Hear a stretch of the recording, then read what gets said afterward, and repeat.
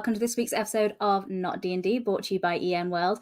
I am your host, Jessica, as always, and this week I'm very excited for this week's guest. They are a 1,000-year-old vampire, Tim Hutchings, here for their current back kick riding campaign, So You've Met a 1,000-Year-Old Vampire. So, Tim, thanks so much for joining us. Oh, thank you so much for setting this up. Of course. I love the should I call it the original game of it? Sure. 1,000-Year-Old Vampire. Yeah. So I'm excited to hear about the new iteration of it, the new twist, angle, new mechanics, and everything about that. So really looking forward to hearing more about it because I've loved my playthroughs of this. But before we dive into the game, I'd like to be nosy and talk a little bit about you, if we may. So I'd love to know your background and relationship with games. So when did it all start for you? Okay, well, I'm one of those folks who played games my whole life. I was given a basic boxed D&D set when I was 7. And so, like, I played D&D, and before that, I played a weird form of D&D that I made up based on me overhearing my older brother playing D&D. And the super fucking cool thing is I just found a bunch of, like, the papers from when I must have been, like, 6. Oh, wow. Character sheets and stuff. Your first game design. My very first, yeah. And they're in the box. Let's see. Can I point at it? Nope. It's just a screen. If it's just a screen, yeah. Yeah. And that's actually really funny because I just realized what I had just last week. Amazing. Stuff. And then I played D&D games, my whole youth. And all the regular kind of games people that played D&D played, like Axis and Allies and those things that were just what was on offer at that time. Yeah. And then I stopped playing games when I went to college. I'm like, I can't do this. This is too consuming. I'm going to do this other thing for a while. And it wasn't until I was in New York City in my mid-20s that I came back to playing role-playing games. And I fell in with a group in New York City called Nerd NYC. And it had all these people who would come to their events and who are important designers and really important folks now. And so it was this cool nexus of being exposed to games that weren't D&D, games that were exciting and strange and new. And I played some of my favorite games there. And it was incredible because for me to play games that were innovative and different and aware of the structure and experimenting with structure of play was super cool because I was doing like fancy gallery art stuff at the time too. And I could see parallels between the way you explore these sort of creative spaces. Yeah. Oh, that's so interesting. I'm so glad to hear you say that because I always think tabletop RPGs can be an art form in the way that books and other forms of media like, movies and things are. And I know maybe not all, but I think definitely it can be in that space. I'm really interested to hear you talking about that. But when did you start? Obviously, apart from the game you made when you were 6 years old, when did you start in earnest making games? Wow. So was that in New York City?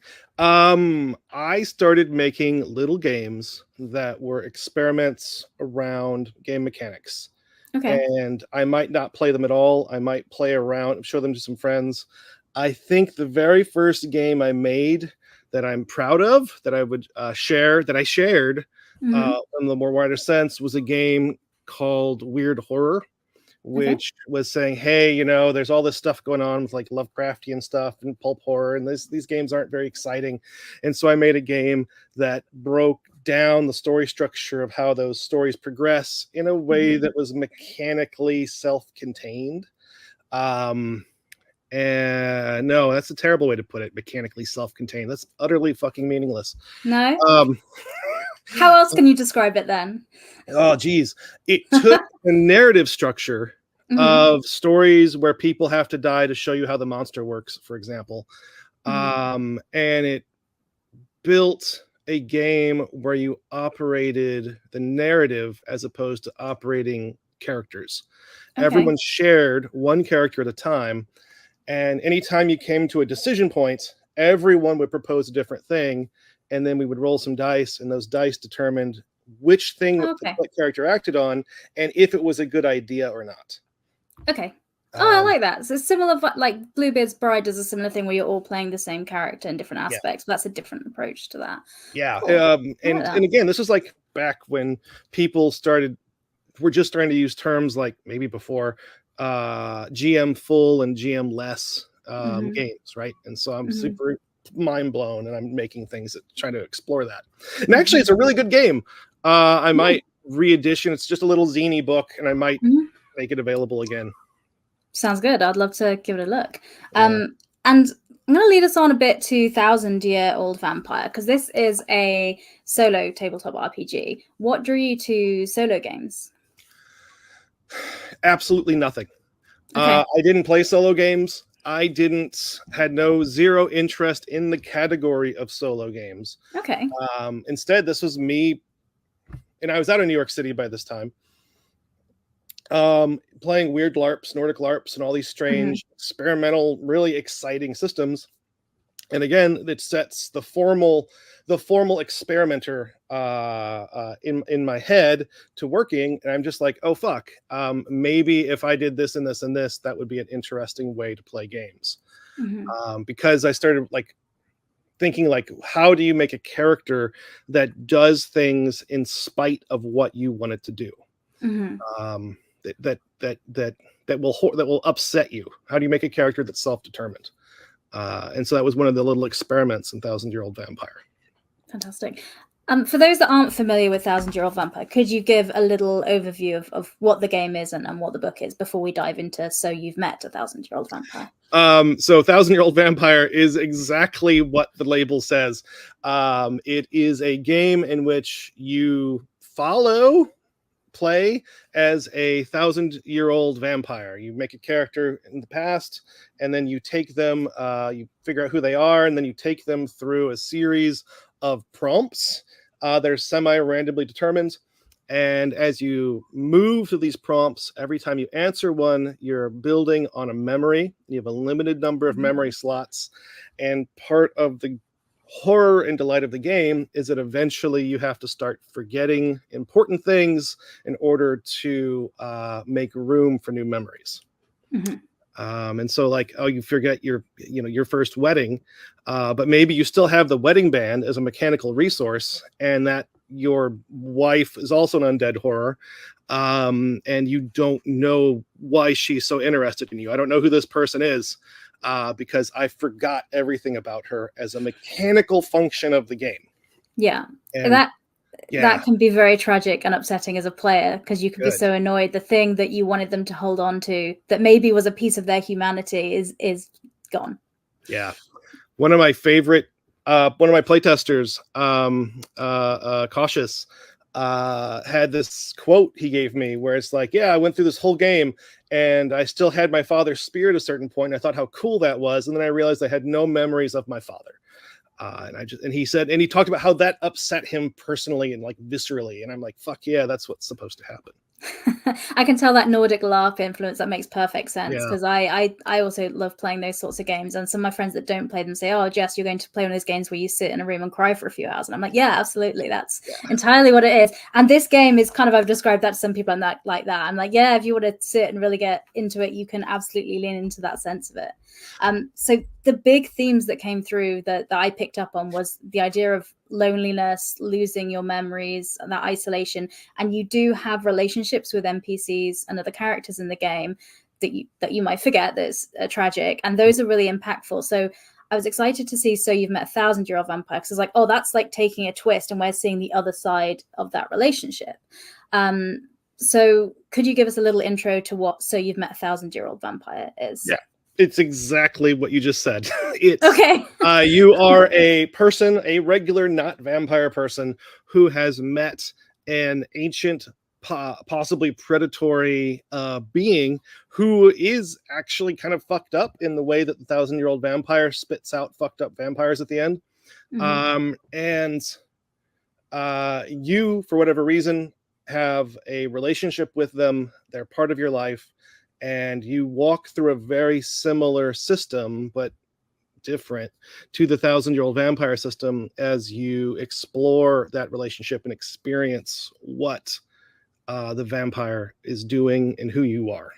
Yeah, nice. And I noticed it doesn't have to be a vampire, like you say. It can be a vampire, but it could be are there any rules for what it has to be? Does it have to be immortal? Does it? No. And the best games and the best playtests I've had are the games where at the end you don't exactly know what that person or thing was. It wasn't a Dracula. It didn't have an opera cape. And at no point was the word vampire said. It just like that. That might have been just a regular person who was an exceptionally devious liar, and very complicated and sneaky or whatever. And I love that sort of ambiguity. And one of the not how do I say this? One of the things that's hard about solo games is not taking too much control, right? If you and I are playing a game together, we have the shared imagined space and we are saying words, and then those words your words change my view of what's going on, and vice versa, and we kind of negotiate. And there's certain sections that are never defined until suddenly one of us does, and we get mad because I'm saying, no, that character had blue hair, not red hair, or whatever. But whenever you're doing this on your own, if you just let there be ambiguity and let the game fill things in, it's really, really rich and really nice. Fantastic. Yeah. Well, what themes does So You've Met a 1,000-Year-Old Vampire bring in that are new? Or is it looking at those same themes from the original game, but from a different angle? Like what? I think that one of the kind of more novel things that this game brings in is the idea that truth isn't fixed. That that's just a mock-up. The words in there aren't true, but truth isn't fixed. And what can happen is that you will establish something in the game, and then the game will mechanically say, oh no, that was actually just this vampire on the other end of this relationship doing something tricky or dishonest or testing you or whatever. Maybe that's what's happening, or maybe you just misinterpreted it. So the idea that you can go back and say that was not actually true, or the motivations I ascribed to the vampire and what they told me just isn't true. And I think that's a really interesting mechanic, right? To mechanically say this turned out to be a lie. And I think that's partially me as a designer tilting at the total control people want to have over their solo games. Wow. Oh, interesting. I never said that out loud. I don't know if I think that's true. I think I never thought that thought properly. Well, maybe the game will tell you it's not later. We'll find out, I guess. But speaking about inspiration, so you mentioned for 1,000-Year-Old Vampire previously that Ben Passmore's comics and the ancient characters from Adventure Time were your inspirations for that. What other sort of inspirations for this new book did you draw on? I'm guessing, obviously, 1,000-Year-Old Vampire itself is obviously the huge inspiration. But yeah. I gotta tell you, I think it is okay. When I'm as a designer, I make a game. I'm working on a game, and it has this this giant triangle of things it can be, and I'm slowly, bringing that in until it becomes a single thing that I put on paper, and then it's locked down. But there's still all those phantom games floating around it, right? But they're so similar.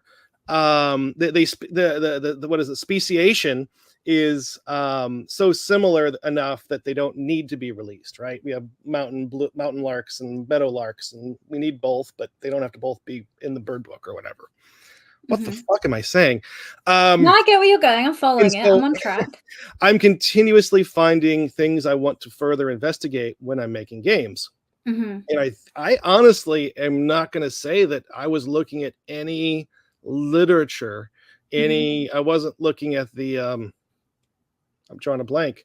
They're doing a film festival for this next week. The sparkly vampire movies. I'm drawing a blank on their name. Twilight. I wasn't looking at the Twilight type stories and these stories that are so much about immortal things. I wasn't thinking about any of that. It is totally, wow, that's really, as far as I can tell, as far as I can think, it is entirely a spin-off in reaction to an evolution of the 1,000-Year-Old Vampire book, this new game. Fantastic. So it literally is just like a twist on perspective of the book. That's great. I think so. Well, consciously anyway. Yeah. Maybe so, if you think of something subconsciously later, that in the middle of the night you wake up and be like, of course it was this. Just, send me an email and let me know. But talking about the game, let's dive into the mechanics, because you mentioned that obviously it has some things that are going to be familiar for people that have played the previous game, and it's going to bring in some things that are new. So let's start with what's going to be familiar mechanically about the game. Well, I want to talk really quick about the screenshot you have up. Sure. Because that relates. Okay. I want this book to be this new game is going to look like a cannibalized version of the old game.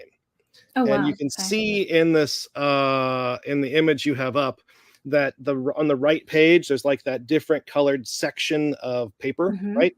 Yeah. I literally took the page from the original 1,000-Year-Old Vampire and how the dice mechanics work, and I just digitally cut it out and then made it look like I'm pasting it over whatever it is in the new book. Does that make sense? Yes. Yeah. And in a similar way, that illustration in the bottom left is the next few seconds after an illustration in the original 1,000-Year-Old Vampire. So there's in the original 1,000-Year-Old Vampire, there's a kid handing a machete to a man who clearly had just committed a murder or some terrible thing, and he's handing the kid's handing that child on the upper left, if you can see what they are, was going to hand the machete to the person. And now, I don't know if you can see it in a little picture here. You now see the child is using the machete to lop someone's head off, the character's head off. And I took the original components and just remixed them and recollage them together to make that happen. And I think that attitude is really important, to say that, hey, this isn't the original game, but it's the next step of the original game, right? This isn't just new prompts. It's mechanically unique. And I'm realizing as I play test it that I have to really put up front and say, wait, don't just try to play this. You have to understand the differences, because it looks too similar, right? No, I like that. I love that the art style is informing the game, and that continues throughout as well, because there's these collages in the game as well, and they have an impact beyond. I mean, it's a pretty thing to own. The original one is, so I'm sure this is going to be a pretty thing by itself, but it also has some meaning and mechanics it brings to the game. So could you talk a bit about collages and what they bring to the game? Yeah. So, wow, I just had a really exciting thought, but I don't think it actually relates enough. Do you want to do your interesting thought? And we'll come back. No, it was about this, but it's like, it's too far. Okay. So the collages are again, I have 6 years of art school and a whole career where I used to travel around and show artwork in galleries and museums and things. And I'm very conscious of all the decisions I make. If a decision is being made, it either has to be invisible or it has to be intentional. And I have to signal that a decision was made. The original 1,000-Year-Old Vampire is a really pretty book, and it looks old, and people are like, ooh, this feels like an old thing, and it has stuff tucked in the pages, digital pages and stuff taped in, but all that's digital fuckery, right? It's all fake. All of that stuff. Wait, hold that up for a second. The tape. Oh no, I've lost it now. Oh, that's okay.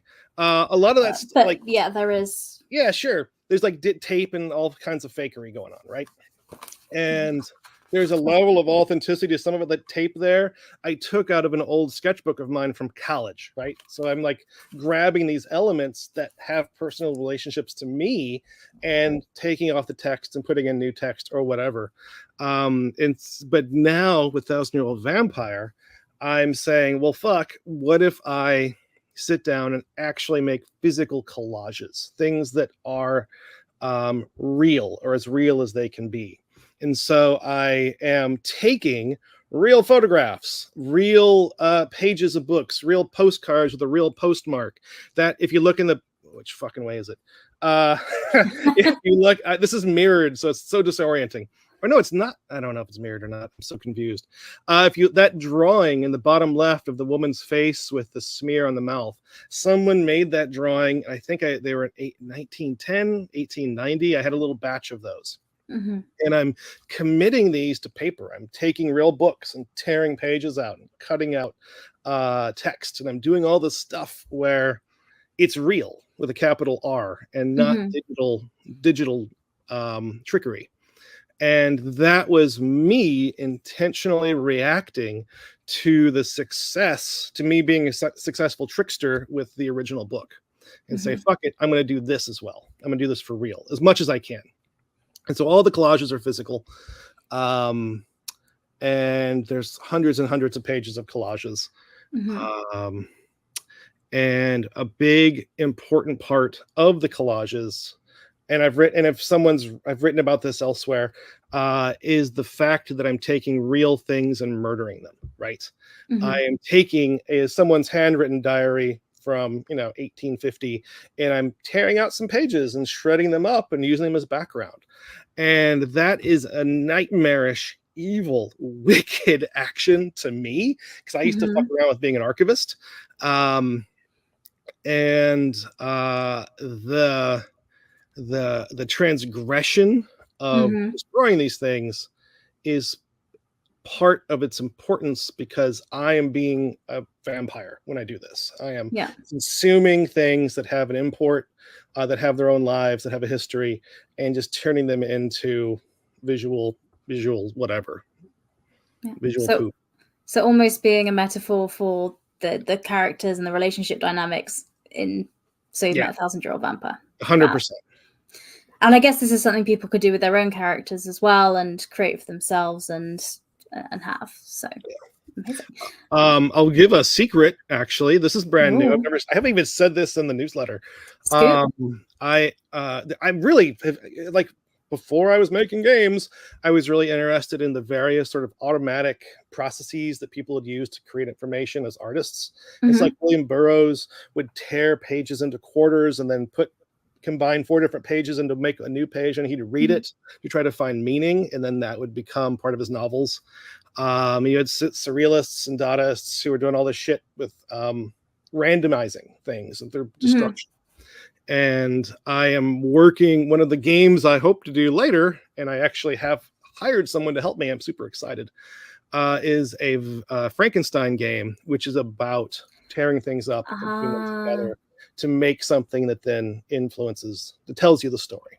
That's very interesting. Well, I'm gonna have you back to talk about that when that's ready to go, and we can delve into that more, because that sounds very interesting as a whole hour conversation by itself, I think. But yeah, I'm gonna pull us back to Yes, So You Met please. a Thousand-Year-Old Vampire, though, because there's more mechanics I want Oh to talk fuck, to you the about. worm. The worm. So Cool. new mechanics that I saw that interested me was the death die and the worm. So let's start. If you could tell me more about the worm, because I'm interested in this. So please, So what is the worm mechanically in the game? Because this is new. the worm is incredibly simple and incredibly stupid. And Okay. I dug a pit where I said, hey, I've actually been playing with this amazing mechanic that makes for really fascinating games, and it's just the best fucking thing ever. And I'll tell you about it later. And I kept having trouble finding the words to sum up how elegant it is.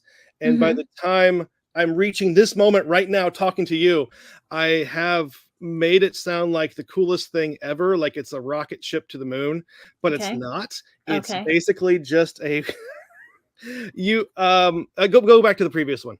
Okay. The idea of the worm, I can't point with my pointer, you don't see that, is that you start at one end, and Mm-hmm. as you progress through each prompt number is written down in a segment, right? Mm-hmm.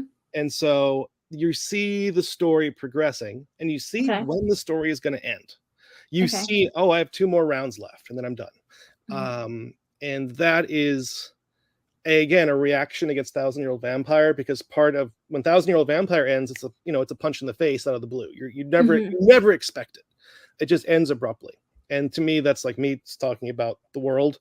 But with this, you see it coming, and this is a tool which lets me create specific scenarios, and it lets me create relationships between the segments. You, the viewer, you, the player, get to create relationships. So, for example, you see that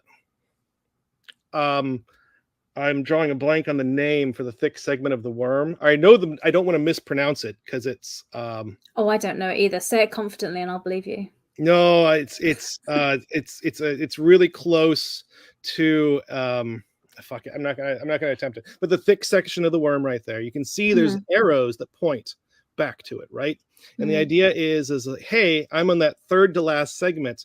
Whatever's happening in this segment, I don't know what it's going to be because I'm semi-randomly progressing through the story, has to directly relate back to what happened in this section, right? Does that make sense? Yes, yes, got it. Yeah. And that's it. It's just a way to formalize and force callbacks Okay. to earlier events to create relationships between things that might not be innately obvious. And Mhm, so I'm trying to figure out like how do I present this visually. And I'm making fake woodcut looking things, right? mhm, It's maybe the solution. You can see me trying to think it through. But the other mhm, cool thing is that this worm structure lets me create, or lets anyone create mhm, scenarios. You can take an empty worm and just draw some random arrows and maybe make some marks, mhm, and you've programmed some interesting things that will happen. But I also realized that I can now create a scenario where I say, hey, every third segment is the police are visiting you. mhm, And that way you have a little timer that's telling you when that happens. Oh, hey, this fifth segment from the end, you become a vampire. You got whatever. You are at your sister's wake. Mechanically, that's the prompt. That's how you wound up there, and you become a vampire at your sister's wake. mhm. Figure that out, fucker, because That's that's what's what I've happening. laid on that. That's a situation that's been created for you, and it's um, important to me when I make this game to create play around answering the prompts. If you Mhm, say, all right, I have this scene with the vampire where the vampire does something really nice in my sister's wake, but also this is when I become a vampire. And now I have more things I have to answer, right? I have more components that I have to fit together, and that makes this game more playful. fantastic. I like it. For anyone listening to the podcast, if you go about 27 minutes into the video recording, which is on in World various sites, you can see the pictures of this. If you need the pictures for context, they're available in the video, and I'll put a link in the show notes to the video so you can have a look. If you would like to see a lovely picture of a worm and see where the arrows are for context. But talking about the game, so mechanically similar to Thousand Year Old Vampire, you're going through the game, you're doing prompts. There is a difference mechanics, like we've already mentioned. Could we also talk about the death die? Because I believe that's new. My only cup I have, which I would use as an illustration to illustrate this, is full of Mm-hmm. stuff, so I can't actually do it. But the death die is when you start the game, you're gonna roll a 10-sided die and put a cup Mm-hmm. over it, or put in a little box, a little Mm-hmm. coffin. I don't fucking know. You're gonna conceal it, and as you play the game, your character, unknowing, right, is going to accumulate a rating of skulls. Mm-hmm. And it's whenever you've done something that makes the vampire see you as dangerous or untrustworthy or a threat. Basically, how likely is the vampire to kill you or eat you or Mm. progress you onto something else? And then at certain points, you'll be told to check the death die. And then you look at your skulls rating, you look under the cup, and if the one number is higher than the other, then the game is about to end. And Okay. you have choices in this. Every prompt will have two choices. So sometimes you can avoid running up your skulls rating by doing what the vampire wants. But if you do this other thing, maybe it's going to trust you less. So you have a control over your skulls rating. Okay. And it's really, really tense, and it's really wonderful to have. And again, this is like me as a person thinking about the formal elements of art. Um, there's no difference between rolling the die and putting it under a cup, and rolling the die when you just need that number, right? Those two, Mm-hmm. there's no practical difference. But to have that specter of that die Mm-hmm. roll, Schrodinger's catting under that cup on your table is really nice. It's a Mm-hmm. really cool thing to feel. Absolutely. I really like it. Yeah, just And creates that tension and the unknown, which is probably a lot of elements about a relationship with this sort of being, because you're like, I don't fully know what's happening here, and I'm not fully in control, and I'm in the dark about lots of elements of this. Yeah. One of the things too that I do, this game can be more challenging than Thousand Year Old Vampire to operate. Okay. But I make it so that you can opt out and just you can make it into Thousand Year Old Vampire that level of simplicity. Okay. But there's going to be some of the scenarios that a worm has, or there'll be optional, or there's optional rules for populating a death die outcome list. We're like, oh, all of these are bad, but now I get to repopulate one, and now I'm going to make it to make me a vampire because it makes sense in context of what's happening. Some other game-ending event, and so there's like you're going to be able to buy into that as much as you like. So I feel, for me, Thousand Year Old Vampire is a game, if people haven't tried solo RPGs, it's one I kind of recommend because it feels accessible. It doesn't feel, if people have never tried it. Would you say that's the same for So You've Met a Thousand Year Old Vampire? Would you recommend if people are brand new, they start? Yeah, it's totally something you can do. It's not mechanically difficult. There aren't many things to keep track of. Everything should be self-contained. When I talk about choosing to opt out of rules, it's that narrative box you'll be given every prompt, might have 3 or 4 elements pressing in on it. And maybe you're like, fuck that. I just want to have one. I just want to answer the prompt straight up. And I don't want to have any worms or any other shit going on. So you can buy in or buy out. Because again, it's a solo game, so I can't. This is part of it. Is I can't make you play it right, and if I don't create a safety valve for people to step outside of the rules, then people will step outside of the rules the wrong way, and then they'll do it themselves. Yeah. Speaking of people doing things anyway, even if you don't tell them how, multiplayer variants. Yeah. I just need to collect all the multiplayer variants that I've tried and that I've seen people do successfully. I was just listening to Mystery Quest, where they have one person operating the rules, being a facilitator, and then the other person is playing the game, but they have little discussions, and it's a very nice, charming way to play. So, I just need to make sure I say, here's all these different ways you can play it. And then also make up your own. But it's not going to be like we're 6 people at a table playing a game and, solve problems together in the most effective way. Yeah. No, sure. Thousand Year Old Vampire, obviously that I haven't played the new version yet because it's not available for me to do that yet. But it's a lonely experience, and it's meant to be, because that's part of the game, that's part of the feeling. But for me, whenever I talk to other people that have played it, I get that sense of community then, because then you go, oh well, what happened to my vampire is, and you tell your story, and they're like, oh well, that happened to me is, and that's part of the community, and that's part of the sharing. It doesn't come through the playing of the game. But speaking of sharing games, what experience? Because I've just talked through the experience of Thousand Year Old Vampire. It feels quite lonely and introspective, and you're losing your memories and your humanity slowly. What kind of gaming experience is this new game? What's it going to feel like when I'm playing it? Well, actually, really quick, I should actually. Bo Sheldon is a game designer who first called Thousand Year Old Vampire a lonely game. And I was like, oh, dude, you nailed it. It's totally a lonely game. But I didn't have that term. And so I want to thank him for that here in public, which maybe I haven't done. Although I did include an essay written about it by Bo in the back of the book. In Thousand Year Old Vampire, which has that phrase in it. Yes, so I think that with So You've Met a Thousand Year Old Vampire, you have a life. You're a regular person, and time is time doesn't explode. People don't just disappear like in Thousand Year Old Vampire. So it's it doesn't feel lonely at all when I play it. That's a great question.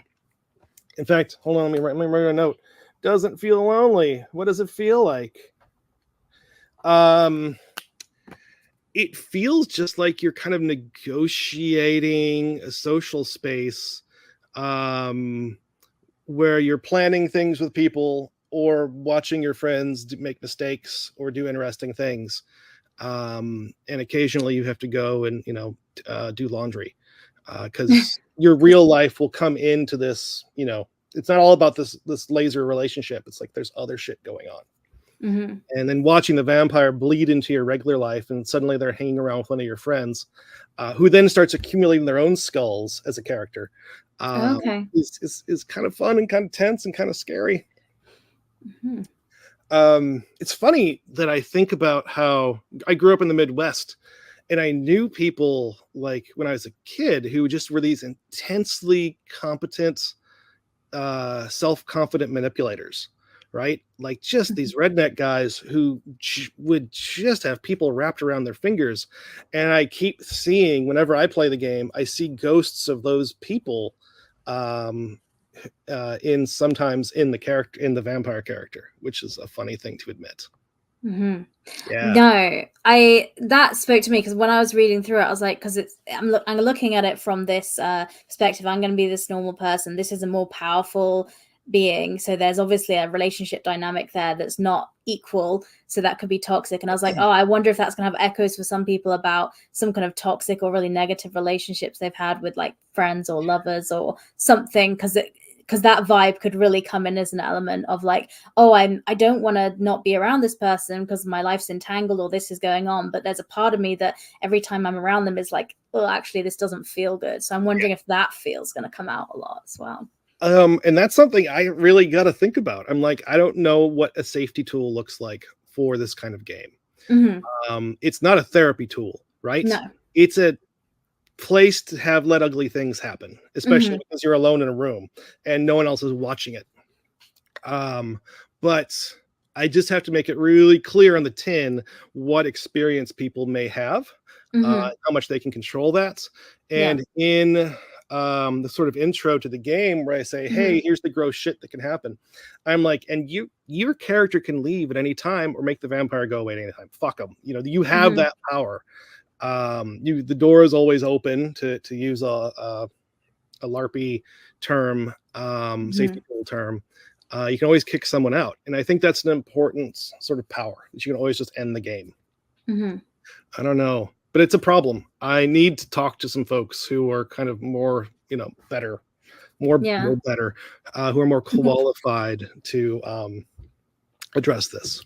Yeah. Well, I think it's an interesting thing to explore because because if you're in control of a game and you're playing it and you're exploring those things by yourself, I don't think that necessarily can be a bad thing. Like in safety tools in group games is so important because I don't know your boundaries. I don't know what I'm about to say, what that's going to do or make you think or feel. But when I'm playing a solo game by myself, if I'm by myself and I want to stop at any moment, like you say, it's not going to impact anyone else's game. Because I know sometimes people sit in group games for a little bit too long when they're uncomfortable because they're like, oh, I don't want to be that person that left the table and made everyone else stop. But this is just you. You can just go, oh, I'm going to go have a cup of tea and think about why I felt that way. So I think solo games are almost for me, I like exploring darker issues and themes in tabletop games because I know I'm not going to impact anyone else. And I know that, I'm not going to step on anyone's toes and I can go wherever I want with it. So that's one of the freedoms of it. You also, when you're playing, because again, this is not D&D. You have when you're playing a solo game, everyone has the exact same level of buy-in, right? To the system, to everything that's happening.